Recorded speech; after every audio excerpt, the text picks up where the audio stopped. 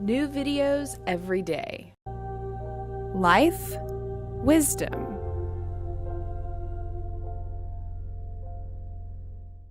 Sean, you have a YouTube channel called Bipolar or Waking Up. Mm-hmm. Can you just tell us how you started your YouTube channel and maybe what is the meaning behind the name of your channel, Bipolar or Waking Up? Okay. Well, what originally happened is I was online doing research, and I was trying to figure out the difference between what happened to my niece in Brazil. I live in São Paulo, Brazil. What happened to her where she was diagnosed with bipolar disorder in 2007, and what happened to me about 10 years before that, where I was hospitalized with what I felt was a spiritual experience and which was actually very good for me.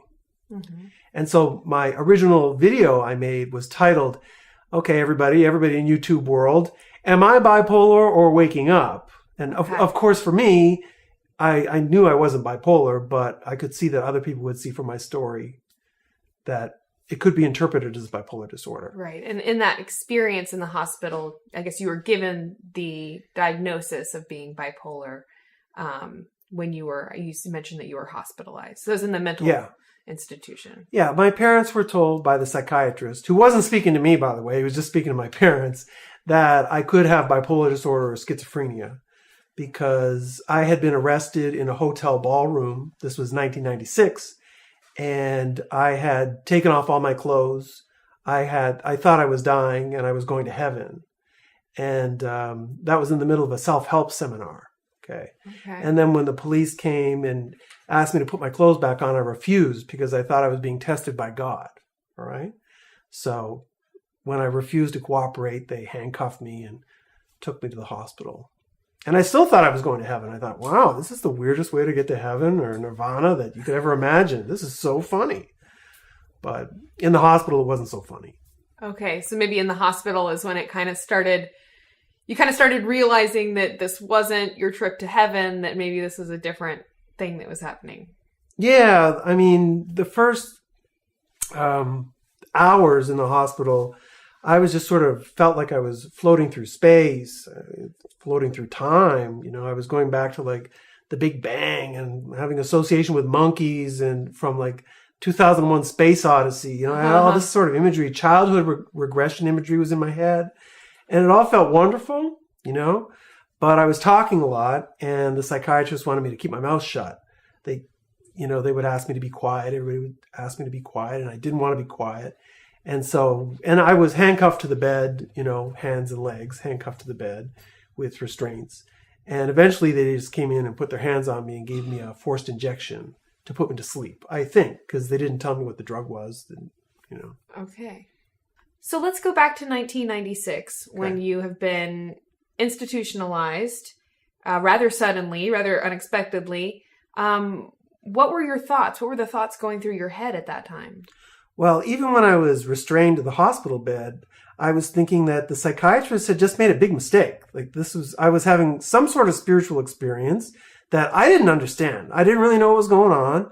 I thought I was going to heaven, but what the psychiatrists were saying about mental disorder, I was like, well, that's just a mistake, you know. And when I left the hospital 4 days later, I still thought they had just made a big mistake. And I went home. I never saw a psychiatrist again. I never saw a psychologist for this condition. And actually, for me, I felt the same way I did in the hospital, that it was a spiritual breakthrough. I had been suffering with years of depression before that. I was really frustrated with my career. And all of a sudden, I just felt this big opening happen to me. And it took a while to adjust to that opening, but it was beneficial, and I knew it was very, very beneficial from the beginning. Very interesting. And so what was the psychiatrist saying? So he told you that you have bipolar? Or I guess you mentioned that he told your parents. This. They didn't really say anything to me, but what I did was I went looking for my own answers afterwards. I didn't bother with them. I didn't worry about their diagnoses. And I found the work of Dr. Stan Grof about a year later, and he had this idea of spiritual emergency, that people can have a spiritual experience that looks very much like a mental illness or a mental disorder, but it's not. That was the idea in his books. Okay. And then he had a lot of detail in those books that helped to validate that, oh, what he's talking about is what happened to me. And that validation felt very good. So basically he was presenting the, perspective on your experience, that this wasn't a dysfunction of your brain, this wasn't a mental disorder or something like that, but this was just a spiritual awakening or a spiritual experience or something.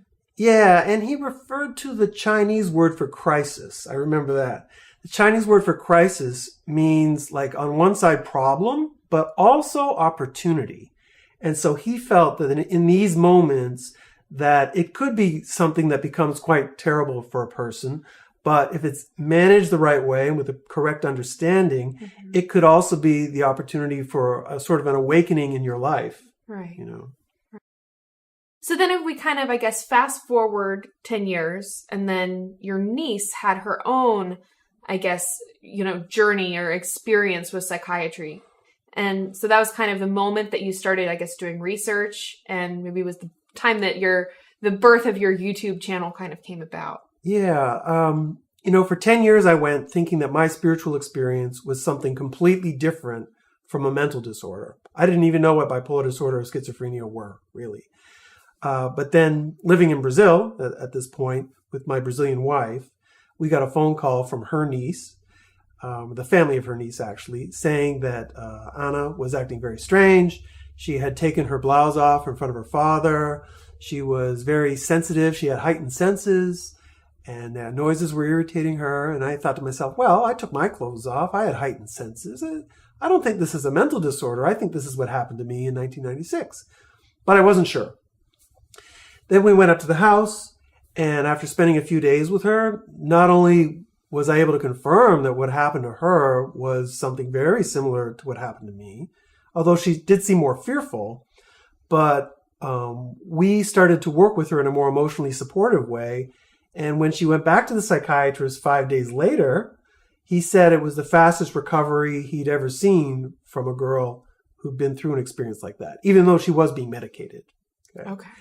And so that's what really got the ball rolling, is having that experience with her. Mm-hmm. Okay. And kind of seeing that experience you had wasn't an isolated experience. This is something that, you're not alone in having. Right. And you mentioned this is your wife's niece. My wife's niece. So it's not your blood relative. No, it's not this genetic thing. Oh, it's genetic. No, not in this case. Okay. But it's funny you mentioned this isolated incident, because at the time, back in 96, once I got my understanding of it, I thought that maybe my case was like a 1 in 10,000. Okay. People would have this sort of thing. I never met anybody else who had an experience like mine. Or that would talk about it anyway. Or that would talk about it. But then working with my niece, I saw the overlap, and it was being called bipolar disorder. And so I started doing research online about the difference between the spiritual emergency that I had, and this thing called bipolar disorder.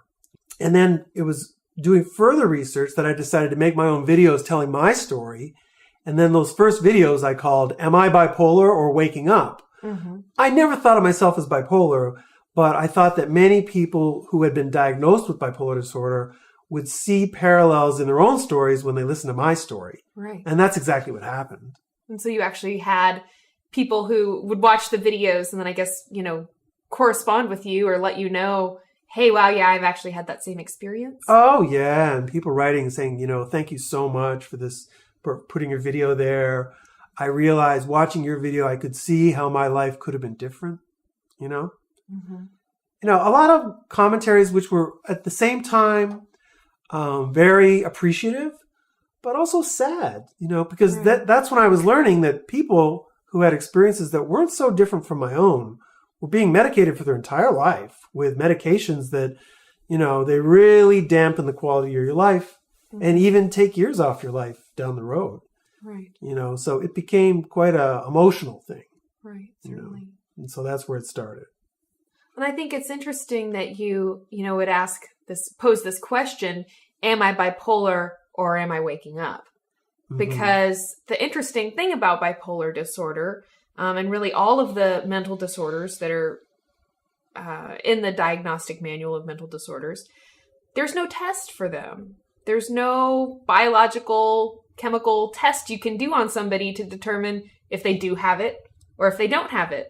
So, this label of bipolar is increasingly common, that people are diagnosed with bipolar disorder. Every single diagnosis without any test, because there's no test that exists. So there really is, I think it's an important question to ask, because if a doctor is going to tell us that we have this so-called disorder or dysfunction of our brains, that, as you mentioned, along with that comes, years and years of medications, of being institutionalized, of all the side effects and toxic effects that those medications bring. It does kind of make you wonder, well, is this really something I'm experiencing, or am I just having a perfectly, kind of common human experience that's really, in terms of your, how you've described as kind of a spiritual awakening. This is a human experience that I really have needed to have. It's not that there's something wrong with me. It's that this is something that's really been a vital part of my life. Mm-hmm. And, they tell people, when you go to the doctor, he'll tell you, and this is part of my research, they'll sit you down and say that, bipolar disorder is something like asthma or diabetes, and I have asthma and I take medications for my asthma for my entire life. Don't like it, but I do. They say this is something you're just going to have to control. It's genetic and it's there for the rest of your life. You're going to have to treat it. And yeah, I was really surprised to find out that there's no science, just like you said, there's no science to back up that perspective. Right. It's also important to point out, though, that when people go into, like what I was in a non-ordinary state, it was obvious. I was naked in a hotel, in a ballroom, it is a potentially dangerous situation. Right. And so just because it's not a biological illness, and in that sense, there's nothing wrong with you, doesn't mean that you don't need to take this seriously. It's not like, oh, I don't have bipolar disorder. There's no disorder. I can stop my medication and then my life's going to be fabulous. It's probably going to require a lot of support and a lot of understanding about the emotional and spiritual issues that are at the root of the disorder. Right. And so I've always said, I do think it is in some sense a disorder because it can get you into trouble. You're not acting in a functional way in our shared reality for a lot of the time. For a lot of the time. But, you can heal. I mean, you can heal that disorder. And it certainly isn't a permanent illness, and there's no evidence that it's genetic. Right. Right. And, so yes, you brought up a really important point, which is that these experiences, like the experience that you had or the experience that your niece had, clearly the experience is not what would be considered normal and can potentially be dangerous. But I think you touched on a really important point, which is that there are these, underlying, I guess, spiritual dilemmas or trauma or whatever it may be. Mm-hmm. There's some cause of that experience or of those feelings that are, that the person is experiencing. And it's just a question of, is this something that, as you mentioned, maybe a kind of spiritual dilemma that they need to deal with, or some kind of trauma they've experienced within their lives that they kind of, need to realize how it's affecting them, and that they probably need to spend some time working through it and dealing with those emotions, versus the cause of this experience being a dysfunction in your brain that you can't do anything about. Mm-hmm. Because, when we receive a bipolar diagnosis, it really is kind of hopeless. There's no hope that you have no control over this. This is just your brain dysfunctioning. You were born this way. There's nothing you can do. And so, I think that, if somebody is already in kind of this, as you mentioned, kind of an unordinary state, kind of a exasperated state of mind, and then they're told that their brain is dysfunctional, I mean, it's kind of just seems like it's adding insult to injury. And then, you speak about adding insult to injury, and then there's adding injury to injury. Mm-hmm. Within a month or 2 months after my niece was diagnosed, she was given a medication that had her lactating. So 17-year-old girl giving breast milk. Wow. As a side effect of the medication she was taking. Oh my so, goodness. I mean, yeah, really bad. And gaining weight like really fast. Right. Right. Because these so-called medications, psychiatric medications, have a whole slew of different, both emotional and physical side effects. That, you know, as you kind of pointed out in your experiences, once you started having communications with people who found your video and start writing to you, that there are many people out there whose lives are, you know, ruined largely by taking these medications and accepting that mental health diagnosis. Yeah, I just finished working with a girl who gained 80 pounds, and she was a executive at a multinational corporation. And from that, she lost that job, and she went on to lose 5 other jobs, all because of her bipolar disorder. Or the medications that she was on for her bipolar the whole disorder. just falling into that unresolved cycle, you know. Well, Sean, thank you so much for your time. I think that's about all we have time for today. But in future videos, I definitely want to talk more about your experience. Is there, I guess, your channel, is that the main way that people can or learn more about you and your story? Sure. At Bipolar Waking Up, you know, I have a website, bipolarwakingup.com. And my book, which is self-published, you can get it at Amazon, is Am I Bipolar or Waking Up? It tells my story in more detail. Okay. Awesome. And not only my work, my own work with myself, with my niece, how I wound up in Brazil, and also her sister, who 4 months after her niece, or after my first niece went into crisis, her sister went into crisis as well. Oh, wow. And that's where we were really able to help once the research had been done. Right. But we'll leave it at that for today. Excellent. Right? Okay. Thank you so much. Thanks. Bye-bye. Thank you so much for watching. I do hope you enjoyed this video. I hope that you will give it a thumbs up. And be sure to leave your comment, letting us know your thoughts about what we've shared today, and if you have any requests for future videos. Thank you so much for watching. I'm Psyche Truth correspondent Karina Rachel, and I'll see you again next time.